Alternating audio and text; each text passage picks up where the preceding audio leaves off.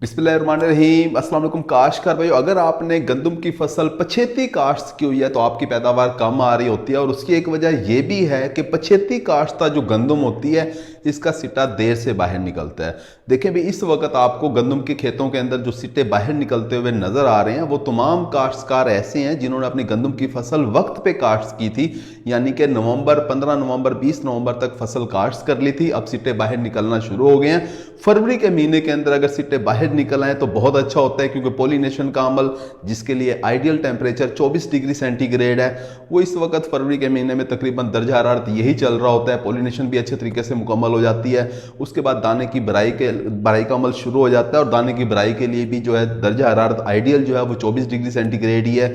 यानी दर्जा हरारत 24 डिग्री सेंटीग्रेड से 1 2 3 4 डिग्री सेंटीग्रेड ही ज़्यादा ऊपर जाता है। कोई बहुत ज़्यादा नुकसान नहीं होता हमारे काश्तकार दोस्तों को। टेम्परेचर अगर ज़्यादा थोड़ा सा हो भी जाए तब भी कोई ज़्यादा नुकसान पैदावार का नहीं होता। लेकिन अगर यही सिट्टा मार्च के महीने के अंदर बाहर निकले तो हम जानते हैं कि मार्च का महीना गर्म होना शुरू हो जाता है, बाद बहुत ज़्यादा गर्म हो जाता है। अगर दर्जा हरारत 30 डिग्री सेंटीग्रेड को भी क्रॉस कर जाए तो गंदम की फसल जो है वो हसास है दर्जा हरारत के मामले के अंदर। गंदम की पैदावार कम होना शुरू हो जाती है। सिट्टा जब 1 मार्च को बाहर निकलेगा तो पॉलिनेशन का अमल भी डिस्टर्ब होगा। पॉलिनेशन सही तरीके से मुकम्मल नहीं होगी, यानी नर और मादा हिस्सों का मिलाप सही तरीके से मुकम्मल नहीं होगा। दाने कम बनेंगे, सिट्टे के अंदर दाने कम बनेंगे, आपको कम दाने हासिल होंगे।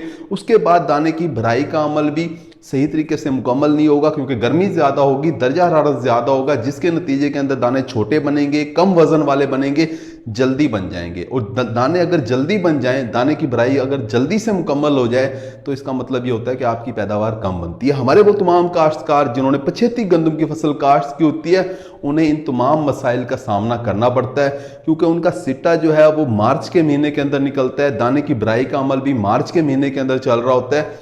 उनकी पैदावार कम बन रही होती है। हमारे वो तमाम काश्तकार जिन्होंने गंदम की फसल पछेती काश्त की हुई है उन्हें चाहिए कि वो यूरिया खाद का भी इस्तेमाल करें, क्योंकि दर्जा हरारत जब ज्यादा होता है तो फोटोसिंथेसिस का अमल यानी कि खुराक बनाने का अमल जो है वो मुतासर होता है पत्ते के अंदर जो है वो सब्ज मादा कम हो जाता है। अगर वो यूरिया खाद का इस्तेमाल करते हैं, ज़ियाई तालीफ का अमल यानी कि पौधे खुराक बनाने का अमल बहुत अच्छे तरीके से जारी रहेगा, दाने उनके ज़्यादा बनेंगे, पॉलिनेशन का अमल भी अच्छे तरीके से मुकम्मल होगा, और दानों की भराई का अमल भी सही तरीके से मुकम्मल होगा। इसके अलावा हमारे दो तमाम काश्तकार जिन्होंने पछेती फसल काश्त की हुई है उन्हें चाहिए कि पोटाश खाद का इस्तेमाल भी लाजमी करें। पोटाश खाद पौधे को ठंडा करती है, पानी के निज़ाम को पौधे के अंदर इस तरह से बरकरार रखती है कि पौधा अपने आप को ठंडा महसूस करता है। बाहर का दर्जा हरारत अगर ज़्यादा भी हो तब भी पौधे का दर्जा हरारत 2-3 डिग्री सेंटीग्रेड कम हो जाता है। अगर आप अपने खेत को पानी लगा देते हैं, नीचे नमी रखते हैं, साथ में पोटाश खाद का इस्तेमाल कर देते हैं, पॉलिनेशन भी अच्छे तरीके से मुकम्मल हो जाएगी, दाने की भराई का अमल भी अच्छे तरीके से मुकम्मल हो जाएगा।